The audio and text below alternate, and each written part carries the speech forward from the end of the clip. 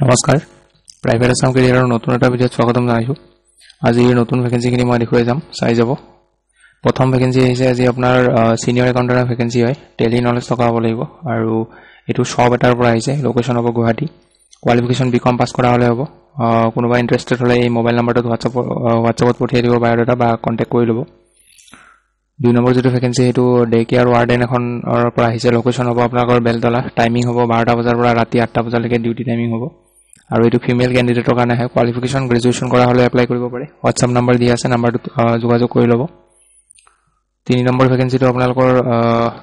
office এসিস্ট্যান্টৰ vacancy হয় বেহৰবাৰী হ'ব location স্যালাৰি up to 10000 basic computer knowledge থকা হ'ব লাগিব আৰু গ্ৰেজুৱেচন কৰা হলে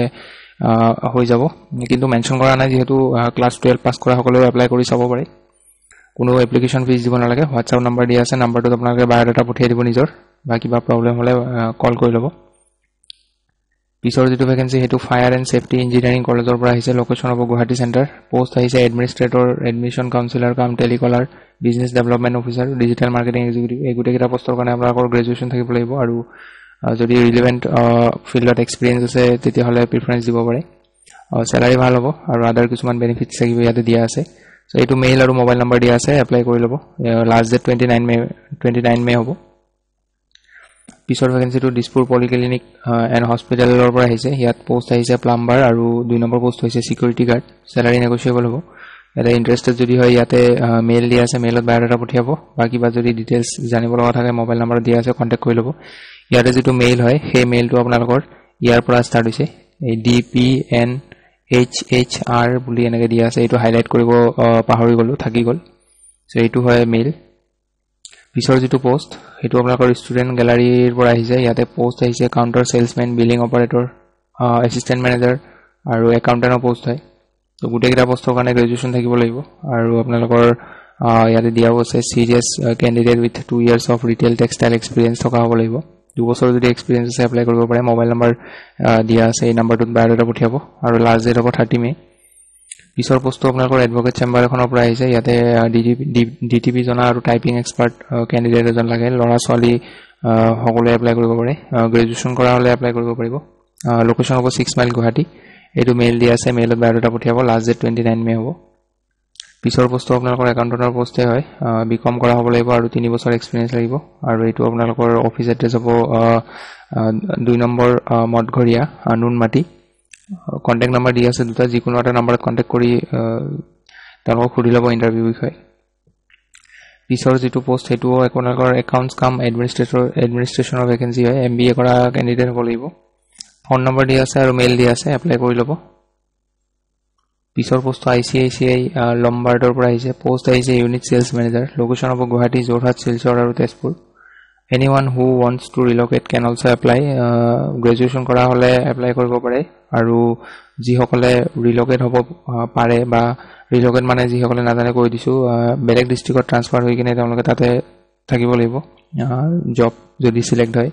সো কোনোবা যদি ৰিলোকেট হ'ব বিচাৰে বা পাৰে তেতিয়া হলে এপ্লাই কৰিব আৰু স্যালাৰি বেস্ট ইন ইন্ডাষ্ট্ৰি দিয়া আছে এটো মেইল হয় মেইলটোত বায়োডাটা পঠিয়াই দিব আৰু এটো লাষ্ট ডেট 30 মে হ'ব পিছৰ পোষ্ট আপোনালোকৰ EMRI গ্ৰীণ হেলথৰ পৰা আহিছে পোষ্ট আহিছে এমাৰ্জেন্সি মেনেজমেন্ট এক্সিকিউটিভ দুটা পোষ্ট আছে কোৱালিফিকেশন ব্যাচেলৰ অফ ইঞ্জিনিয়াৰিং কৰা হ'ব লাগিব মেকানিক্যাল অটোমোবাইল যিকোনো এটা ব্ৰাঞ্চত এক্সপেৰিয়েন্স 1 to 3 ইয়াৰ্স লাগিব ফ্ৰেছাৰ কেন অলসো এপ্লাই বুলি দিয়া আছে ইয়াতে ফ্ৰেছাৰ সকলো এপ্লাই কৰিব পাৰে স্যালাৰি নেগোশিয়েবল হ'ব আৰু লোকেশন শিৱসাগৰ আৰু গুৱাহাটী মেট্ৰৰ কাৰণে হ'ব দুটা লোকেশন দিয়া আছে সো ইয়াতে মেইল দিয়া আছে এই মেইলটোত বায়োডাটা পঠিয়াব মেইলটো লিখোতে ভালকে টাইপ কৰিব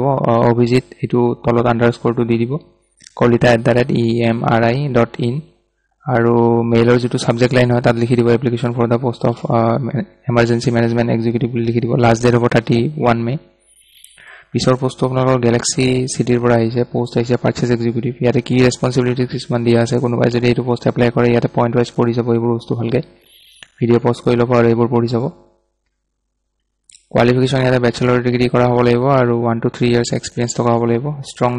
নেগোশিয়েশন এণ্ড কমিউনিকেশন স্কিল হ'ব লাগিব আৰু কম্পিউটাৰ জানিব লাগিব Word Excel PowerPoint so এখিনি কিছুমান বেসিক দিয়া আছে আপোনালোকে চাই লব এইবোৰ হিন্দী ইংলিশ আসামিজ ভালকে জানিব লাগিব ফুল টাইম জব হয় স্যালাৰি 15000 to 20000 পাৰ মান্থ হ'ব এটো মেইলত বায়োডাটা পঠিয়াই এপ্লাই কৰিব লাষ্ট ডেট 31 মে হ'ব পিছৰ বস্তু অমৃত সিমেন্টৰ পৰা আহিছে ফ্ৰেছাৰৰ কাৰণে হয় এইটো এপ্লাই কৰিব পাৰে ষ্ট'ৰ ট্ৰেইনিৰ কাৰণে হয় ভেকেন্সি কোৱালিফিকেশ্যন বিকম কৰা হ'ব লাগিব আৰু ষ্টাৰ্টিং স্যালাৰি আপোনালোকৰ 16000 হ'ব অমৃত সিমেন্ট এইবোৰ ডাঙৰ কোম্পানী হয় এইবোৰ কোম্পানীত যদি এবাৰ কিবা কাৰণত সিলেকশন হৈ যায় আপোনালোকৰ তেতিয়াহলে আৰু জব চেঞ্জ কৰিব নালাগে এইবোৰত বহুত ভাল স্যালাৰি দিয়ে ষ্টাৰ্টিং 16000 দিব পাৰে কিন্তু আপোনালোকৰ প্ৰবেশন পিৰিয়ড শেষ হোৱাৰ পিছত স্যালাৰি ভালে হ'ব ক্ৰাইটেৰিয়া খিনি চাই লওক এইটো বস্তুৰ কাৰণে আপোনালোকৰ গ্ৰেজুৱেচন থাকিব লাগিব আৰু 70% মাৰ্কস দিয়া আছে ইয়াতে লোকেশন তেওঁলোকৰ দিয়া আছে যদি কোনোবা ক্যান্ডিডেট আসাম বিহাৰ ওয়েস্ট বেংগল আৰু উত্তৰ প্ৰদেশৰ পৰা যদি এপ্লাই কৰে তেওঁলোকক প্ৰিফাৰেন্স দিব সো এইটো পোষ্টৰ কাৰণে এইটো মেইলত বায়োডাটা পঠিয়াব এপ্লাই কৰিবৰ কাৰণে লাষ্ট ডেট হ'ব 30 মে পিছৰ বস্তু আপোনালোকৰ সেলস এক্সিকিউটিভৰ ভেকেন্সি হয় এইটো বস্তুৰ কাৰণে 6-7 বছৰ 6 পৰা 7 বছৰ এক্সপেৰিয়েন্স থকা হ'ব লাগিব আৰু ড্ৰাইভিং নলেজ থাকিব লাগিব লাইসেন্স থাকিব লাগিব আৰু নিজৰ বাইক থাকিব লাগিব বাইক নহলে স্কুটি হিন্দী ইংলিশ আসামিজ ভালকে জানিব লাগিব আৰু কম্পিউটাৰ নলেজ থাকিব লাগিব salary based salary shall be a par based industry commensurate policy এইটো বস্তুৰ কাৰণে এইটো মেইলত বায়োডাটা পঠিয়াব আৰু লাষ্ট ডেট হ'ব 30 মে পিছৰ বস্তু আপোনালোকৰ গুৱাহাটীৰ ফাৰ্ম এখনৰ পৰা আহিছে salary থাকিব লগতে ইনসেন্টিভ থাকিব দিয়া আছে পোষ্ট আহিছে sales and marketing executive on field work হয় এইটো কোৱালিফিকেশ্যন হাই সেকেন্ডাৰী পাস কৰা হলেও এপ্লাই কৰিব পাৰে এইটো মোবাইল নম্বৰ দিয়া আছে এই মোবাইল নম্বৰটোত কন্টাক্ট কৰিব WhatsApp বায়োডাটা WhatsApp কৰিব পাৰে কিবা যদি জানিব লগা থাকে কল কৰি ল'ব পিছৰ যেটো পোষ্ট হেতু আপোনালোকৰ experience male for accounts and software অপাৰেশনৰ কাৰণে ক্যান্ডিডেট লাগে ইয়াতে আপোনালোকৰ এক্সেল প্ৰফিচিয়েন্সি থাকিব লাগিব আপোনালোকৰ আৰু স্যালাৰি 20000 টু 25000 হ'ব এটো স্যালাৰি ভালে হয় আপোনালোকৰ নিজৰ বায়োডাটাখন এই WhatsApp নম্বৰটো সেন্ড কৰিব বা মেইল দিয়া আছে মেইলতো সেন্ড কৰিব লাষ্ট ডেট 31 মে হ'ব পিছৰ পোষ্ট আপোনালোকৰ ফ্ৰন্ট ডেস্ক এক্সিকিউটিভৰ ভেকেন্সি হয় এটো reputed dance and fitness centre এটাৰ পৰা আহিছে লোকেশন হ'ব জু ৰোড গুৱাহাটী ফিমেলৰ কাৰণে হয় অকল মেলে এপ্লাই নকৰিব এইটো বস্তুৰ কাৰণে গ্ৰেজুৱেচন কৰা থাকিলে এপ্লাই কৰিব পাৰে আৰু এইটো বস্তুৰ কাৰণে কোনোবা যদি ইন্টাৰেস্টেড হয় এই মোবাইল নম্বৰটোত কন্টাক্ট কৰি ল'ব লাষ্ট ডেট 29 মে হ'ব সো আজি ভেকেন্সি খিনি আছিল লগ পাম পুনৰ এটা নতুন ভিডিঅত সো আজিলৈ ধন্যবাদ আৰু